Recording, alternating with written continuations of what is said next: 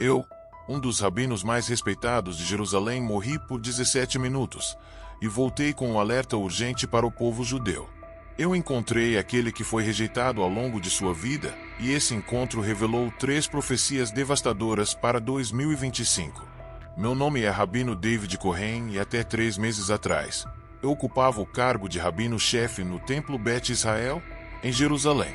Dediquei minha vida ao estudo da Cabala e fui amplamente reconhecido como um dos principais estudiosos nessa área. O que estou prestes a compartilhar será, sem dúvida, rejeitado por alguns, desacreditado por outros, e provavelmente marcará o fim de minha trajetória de mais de 4 décadas à frente da liderança judaica. Contudo, após o que vivi nos 17 minutos em que estive clinicamente morto no último Yom Kippur, não posso deixar de contar o que presenciei. Durante anos, fui conhecido por escrever refutações extensas contra a tentativa dos missionários cristãos de reinterpretar nossas escrituras. Meu livro Porque Jesus Não Pode Ser o Messias vendeu mais de 100 mil cópias, se era leitura obrigatória em muitas instituições. Além disso, treinei muitos jovens rabinos para combater essas ideias. Até recentemente, eu tinha plena convicção de que meu entendimento da Torá era sólido, que minha posição era respeitada e que minhas crenças eram inabaláveis. Mas tudo mudou naquela noite fatídica em Jerusalém. Antes de contar sobre o encontro que tive com aquele que rejeitamos, e a mensagem perturbadora que ele me deu sobre o que está por vir em 2025, há algo importante que você precisa entender. Eu não sou uma pessoa instável, não estou buscando atenção e não sou financiado por nenhuma organização cristã. Na verdade, compartilhar este testemunho me custou tudo. Minha posição, meu casamento, meus relacionamentos e o lugar que ocupei na comunidade que servi por décadas. O que me impulsiona a falar agora é a urgência da mensagem que recebi. O tempo está se esgotando para o nosso povo. Aqueles 17 minutos me afetaram profundamente e os sinais que me foram revelados já começaram a acontecer, exatamente como me foi dito. Nos últimos 3 meses, lutei comigo mesmo sobre se deveria ou não tornar isso público. Mas 2 semanas atrás, vi com meus próprios olhos o primeiro desses sinais se manifestar, exatamente como foi mostrado durante minha experiência de quase morte. Agora, não posso mais me calar. A vida de muitos judeus está em jogo. Alguns de vocês podem me reconhecer. Até recentemente, eu aparecia frequentemente na televisão israelense como comentarista religioso, dei palestras na Universidade Hebraica, escrevi artigos para o Jerusalém Post e servi no Conselho do Rabinato-Chefe. Não menciono essas credenciais por vaidade, mas para deixar claro que sou uma pessoa lúcida, respeitada e com plena sanidade. O que aconteceu comigo durante o serviço de Kol Nidrei no último Yom Kippur mudou não apenas a minha vida, mas pode mudar o destino de cada judeu que ouvir esta mensagem. Aquela noite de Yom Kippur começou como tantas outras ao longo dos meus 40 anos de serviço.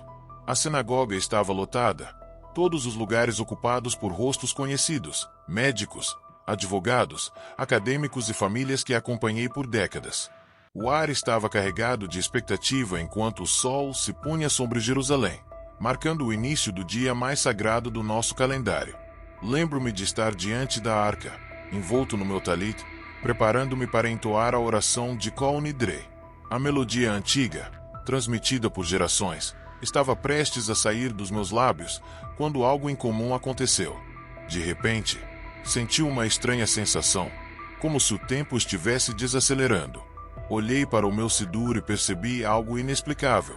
As letras hebraicas pareciam se reorganizar, formando palavras que eu nunca tinha notado antes. Foi então que uma dor intensa atravessou meu peito, algo completamente diferente de tudo o que eu havia sentido antes. Mais tarde, os médicos confirmaram que minha artéria principal havia se rompido, um infarto conhecido como Willenmaker, quase sempre fatal. Mas, naquele momento, tudo o que eu sabia era que algo profundo estava acontecendo. Não perdi a consciência de imediato, agarrei-me ao pódio, tentando manter a compostura. Olhei para a congregação e vi o pânico crescer nos rostos das pessoas. Meu filho Benjamin, também rabino, foi o primeiro a perceber que algo estava errado. Vi quando ele começou a se levantar do banco, mas antes que pudesse me alcançar, tudo mudou. De repente, eu me vi fora do meu corpo. Observei minha forma física desmoronando no chão, meu talit flutuando lentamente como uma bandeira branca se rendendo ao vento. O caos tomou conta da sinagoga, mas para mim parecia distante, como se eu estivesse observando tudo através de um vidro grosso. Vi meu filho correr em direção ao meu corpo inerte, ouvi os gritos pedindo ajuda e testemunhei as ligações frenéticas para os serviços de emergência. Mas o que aconteceu depois desafia qualquer explicação racional. A cena da sinagoga começou a desaparecer. De repente, me vi sendo transportado através do que só posso descrever como um túnel de pura consciência. Como estudioso da Cabala, passei décadas analisando os textos místicos sobre experiências de quase morte, mas nada poderia ter me preparado para o que estava prestes a viver. A primeira coisa que me impressionou foi a linguagem. Tudo ao meu redor estava em hebraico, mas não o hebraico moderno falado em Israel, nem o hebraico bíblico que estudei a vida inteira.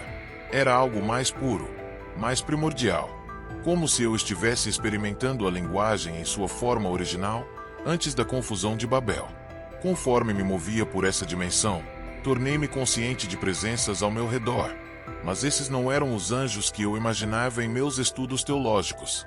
Eram seres que nossos ancestrais chamavam de observadores, entidades de pura luz e propósito. Eles não falavam, mas de alguma forma eu compreendia que estavam me guiando para algo, ou alguém. Foi então que ouvi um som que abalou minha própria essência. Era o som de um shofar, mas não como qualquer outro que já ouvi em Rosh Hashanah. Esse toque carregava consigo toda a história, toda a verdade, toda a realidade, e estava anunciando algo ou alguém. Eu estava prestes a encontrar aquele cuja rejeição moldou minha vida e minha teologia. Mas antes disso, os observadores me mostraram algo que eu precisava ver. Eles me levaram a um lugar que só posso descrever como o Vale do Julgamento. Embora essas palavras não consigam capturar a verdadeira natureza desse lugar, ali, para meu espanto, encontrei rostos que reconhecia, figuras que, até então, só havia visto em fotografias e pinturas que atravessam séculos da história judaica. Grandes rabinos, estudiosos e líderes do nosso povo estavam lá, mas não de maneira como eu esperava. O primeiro a se aproximar de mim foi o Rabino Yitzhak Kaduri, a quem tive o privilégio de conhecer em Jerusalém antes de sua morte em 2006. Muitos devem lembrar da polêmica que surgiu após sua partida, quando começaram a circular rumores sobre uma nota misteriosa que ele teria deixado a respeito do Messias. O que ele me revelou naquele vale confirmaria a verdade sobre essa nota.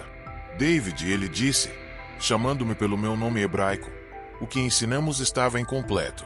Fomos guias cegos, conduzindo outros para longe da verdade que sempre esteve diante de nós, oculta nas nossas próprias escrituras.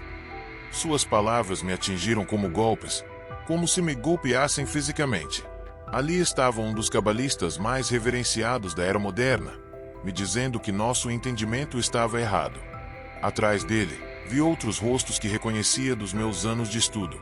O Rabino Hirschon, o Rabino Cook, e muitos outros cujos livros preenchem as estantes das yeshivot ao redor do mundo.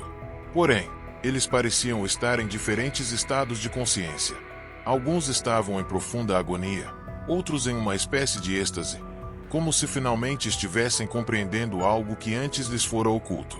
No entanto, o momento mais chocante foi quando encontrei meu próprio avô, o Rabino Joseph Cohen, que havia perecido em Auschwitz. Ele morreu mantendo sua rejeição a Yeshua como Messias. Agora, diante de mim, seus olhos estavam cheios de lágrimas. Nós estávamos errados, Davi, disse ele, sua voz tremendo com uma mistura de dor e clareza. O sofrimento do nosso povo continua porque nos recusamos a enxergar o que está escrito na nossa própria Torá, nas palavras de nossos próprios profetas.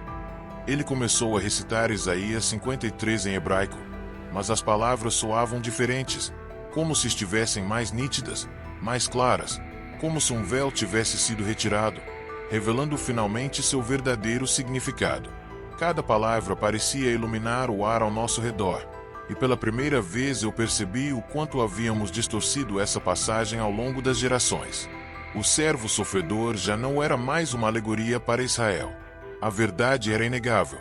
Ali, naquele lugar onde nenhuma interpretação teológica poderia obscurecer a visão, Compreendi o que sempre esteve diante de nós.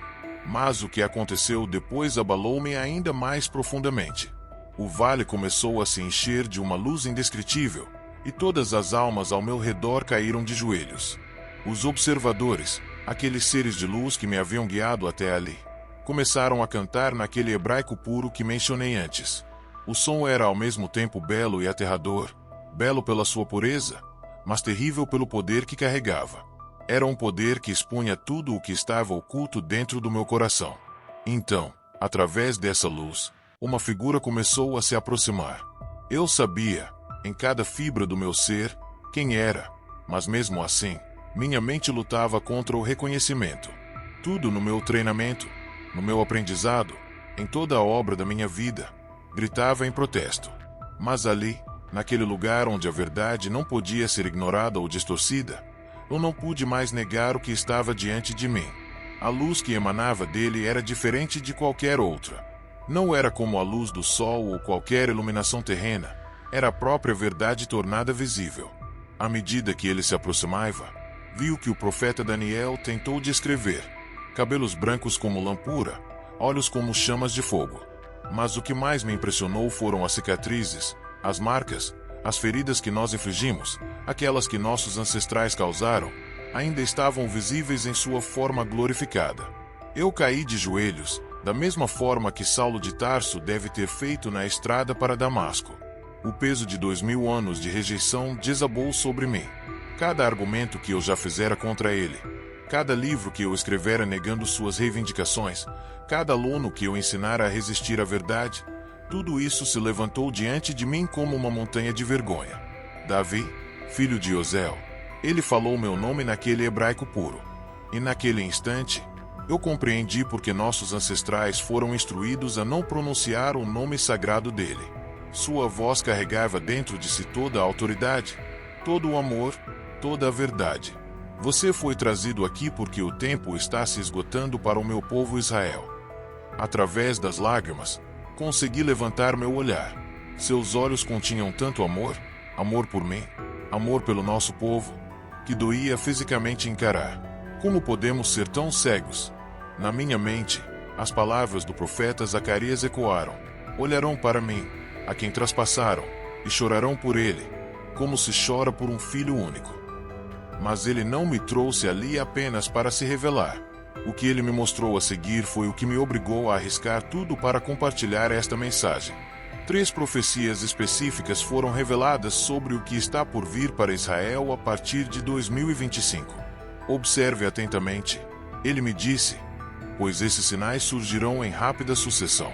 A primeira visão que ele me revelou estava centrada no Monte do Templo. Vi acontecimentos que agora estou impedido de descrever por completo, mas posso afirmar o seguinte: no final da primavera de 2025, algo será descoberto no Monte do Templo. Essa revelação abalará as fundações do judaísmo e do islamismo. Será uma descoberta que desencadeará uma série de eventos, criando a falsa impressão de que a paz finalmente está ao alcance, mas será uma paz ilusória. A segunda profecia revelou um engano tão sutil e convincente que conquistará os corações do nosso povo judeu em todo o mundo. Vi uma figura surgir, alguém que parecerá cumprir todas as profecias messiânicas pelas quais esperávamos há séculos. Ele realizará sinais e maravilhas tão extraordinárias que até os rabinos mais céticos serão persuadidos. Mas Jesus me mostrou a verdade. Essa pessoa será o falso Messias definitivo, aquele sobre o qual nossos sábios nos alertaram, mas que interpretamos de maneira errada. A terceira profecia é algo sobre o qual preciso fazer uma pausa. O que vi foi tão aterrador que tenho chorado todas as noites desde que voltei. Ela envolve uma escolha, uma decisão que cada judeu terá que tomar até o final de 2025. Uma escolha que determinará não apenas o destino terreno de cada um, mas seu destino eterno. Vi um avanço tecnológico sendo introduzido como uma bênção, mas que logo se transformará em uma armadilha para o nosso povo. Um sistema surgirá primeiro em Israel, prometendo unificar registros médicos, bancários e até práticas religiosas sob uma identidade digital judaica.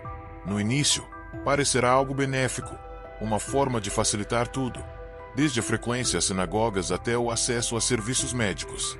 Mas Jesus me revelou o verdadeiro propósito por trás desse sistema. No final de 2025, ele se tornará obrigatório para todos os judeus, primeiro em Israel e depois em todo o mundo. Aqueles que se recusarem a aderir serão rotulados como não conformes e gradualmente excluídos da vida comunitária judaica. O sistema será promovido por rabinos influentes e líderes israelenses como um meio de preservar a identidade judaica na era moderna. Mas então, com uma voz cheia de amor e urgência, Jesus me disse: aqueles que aceitarem essa marca selarão seu destino. Muitos a escolherão para manter sua posição na comunidade, proteger seus bens, preservar sua riqueza. Mas, ao fazerem isso, se afastarão da salvação que ofereço.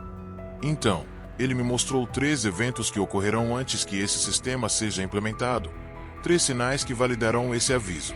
O primeiro, um rabino de destaque em Jerusalém anunciará uma descoberta revolucionária sobre o Messias nos códigos da Torá.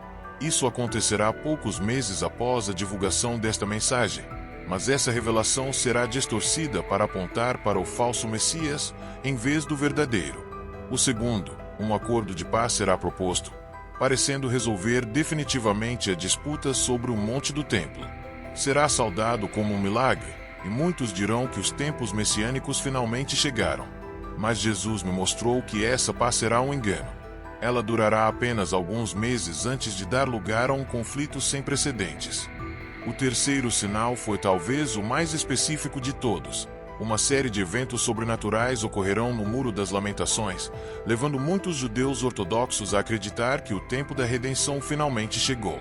Vi multidões reunidas, testemunhando o que acreditavam ser manifestações divinas, mas Jesus me revelou a verdade. Esses sinais serão falsificados, projetados para preparar nosso povo a aceitar o falso Messias. Então, com tristeza na voz, ele me disse: meu povo foi preservado por séculos de perseguição porque eu os protegi. Mas agora eles enfrentarão seu maior teste. Muitos escolherão o conforto e a aceitação em vez da verdade. Apenas aqueles que se lembrarem das verdadeiras profecias reconhecerão o engano. O que vi a seguir partiu o meu coração. Vi famílias judaicas sendo dilaceradas, algumas reconhecendo a verdade, outras abraçando a mentira. Vi rabinos respeitados, líderes de comunidades inteiras, conduzindo seus fiéis ao erro, convencidos de que estavam servindo a Hashem. Mas no meio dessa escuridão, também vi esperança. Pequenos grupos de judeus se reuniam em segredo em casas, estudando a Torá e os profetas com uma nova perspectiva, finalmente compreendendo o que antes lhes era oculto, especialmente entre os mais jovens. Era um despertar. Eles começaram a questionar as explicações tradicionais que haviam rejeitado sobre Jesus ao longo dos séculos. Então, de repente, a visão cessou. Jesus me transmitiu uma última mensagem, palavras que me foram ordenadas a compartilhar com o nosso povo. Diga-lhes que eu sou o Deus de Abraão, Isaque e Jacó, que nunca me esqueci da minha aliança com Israel. Porém, assim como o Egito teve apenas uma noite para escolher entre a vida e a morte durante a primeira Páscoa, agora meu povo terá um breve período para decidir. O sangue no batente da porta, agora é o meu sangue. O tempo da escolha está se aproximando. E então, aconteceu o retorno. Fui puxado de volta por todas as dimensões ao mesmo tempo. Ouvi o som do chofar novamente, mas desta vez, ele soava como um alarme, um aviso final. Os observadores que me guiavam falaram uma última vez, naquele hebraico puro: retorne e diga a eles, seu silêncio será contado como concordância com a escuridão. De repente, tomei consciência de vozes urgentes de médicos. Alguém gritou, e meu corpo físico convulsionou enquanto a eletricidade passava por ele. A dor foi intensa. Meu espírito se reconectou com a carne. Meus olhos se abriram, e vi paramédicos inclinados sobre mim, com os rostos expressando puro espanto diante do que acabará de acontecer.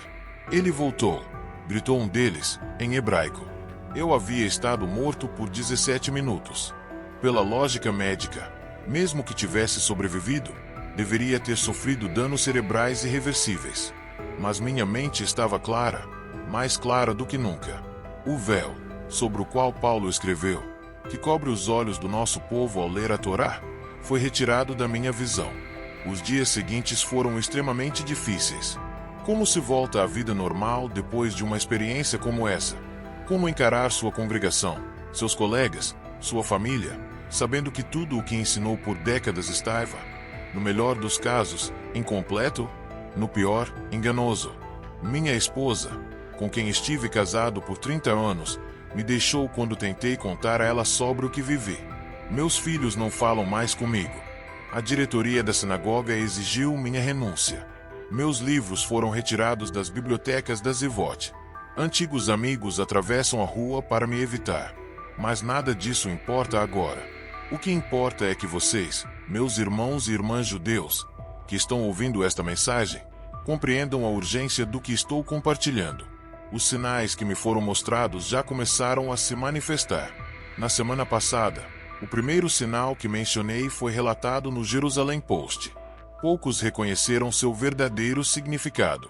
Você não precisa acreditar na minha experiência, mas eu imploro que faça apenas uma coisa: pegue as nossas escrituras e leia-as novamente. Mas desta vez, sem as interpretações tradicionais. Leia Isaías 53 como se fosse a primeira vez. Olhe para a linha do tempo de Daniel com novos olhos. Estude as profecias sobre o Messias e pergunte a si mesmo, honestamente, quem as cumpriu? O tempo está se esgotando. A escolha que você fizer nos próximos meses não afetará apenas sua vida terrena, mas também seu destino eterno. Não permita que a tradição, o orgulho ou o medo da rejeição o impeçam de investigar essas verdades por si mesmo. Se você sente o Espírito de Deus mexendo algo em seu coração, há 3 coisas que você deve fazer imediatamente. Primeiro, pegue uma cópia do Tanakh, não o Talmud, não os comentários, mas a palavra pura de Deus. Leia-a sozinho, longe das influências de outros. Concentre-se especialmente em Isaías 52 e 53, Daniel 9 e Zacarias 12.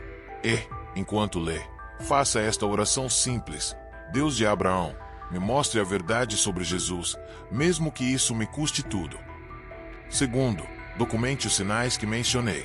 Quando você ouvir notícias sobre a descoberta no Monte do Templo nos próximos meses, quando um rabino anunciar uma revelação messiânica nos códigos da Torá, quando testemunhar eventos sobrenaturais no Muro das Lamentações, lembre-se deste aviso. Eles parecerão milagrosos, mas são marcos do grande engano que está por vir. Terceiro, e o mais importante, você deve tomar sua decisão antes que o sistema de identidade digital judaica seja implementado. Quando isso for introduzido, a pressão para se conformar será esmagadora. Dirão que você não pode ser um verdadeiro judeu sem isso. Restringirão o acesso ao Muro das Lamentações, às sinagogas e até aos mercados kosher para aqueles que se recusarem. Mas lembre-se do que me foi mostrado. Aceitar esse sistema será um ponto sem retorno espiritual. Eu sei o quão difícil essa mensagem é de ouvir. Sei o preço de aceitá-la. Acredite, estou vivendo esse preço todos os dias. Mas pare um momento e pergunte-se: por que eu sacrificaria tudo? Minha reputação, meus relacionamentos familiares, o trabalho de toda a minha vida, para compartilhar uma mentira. O que eu poderia ganhar como se? O tempo que me foi mostrado é específico e curto. Até o final de 2025, cada judeu terá feito sua escolha, quer perceba isso ou não. Limpando as lágrimas dos meus olhos, faço este último apelo. Meus queridos irmãos e irmãs judeus, fomos preservados através de séculos de perseguição. Sobrevivemos ao pogrom, sobrevivemos ao holocausto, sobrevivemos às guerras e ao terrorismo, não porque fomos fortes, mas porque o Deus de nossos pais nos protegeu, esperando por este momento na história. Mas agora enfrentamos nosso maior teste. Lembre-se das palavras de Moisés: coloquei diante de vocês a vida e a morte, a bênção e a maldição. Portanto, escolham a vida, para que vocês e seus filhos possam viver. Hoje, essa escolha está diante de nós novamente. Jesus, nosso verdadeiro Messias, está chamando o seu povo de volta para casa. O tempo da angústia de Jacó está se aproximando, mas também o maior despertar da história judaica. De que lado dessa divisão você estará? Sua resposta dependerá de apenas uma coisa: sua disposição de questionar tudo o que lhe foi ensinado e buscar a verdade por si mesmo. Que o Deus de Abraão, Isaque e Jacó abra seus olhos como ele abriu os meus. Que você tenha coragem de buscar a verdade, independentemente do custo. e que você escolha a vida antes que o tempo se esgote. A Bíblia nos alerta em Zacarias 12:10. Olharão para mim, a quem traspassaram, e chorarão por ele, como se chora por um filho único. Os sinais que mencionei já começaram a se cumprir, e o tempo está se esgotando. Se este relato tocou seu coração, não ignore esse chamado. Pegue as Escrituras, leia com novos olhos e busque a verdade por si mesmo. Nos vemos no próximo vídeo.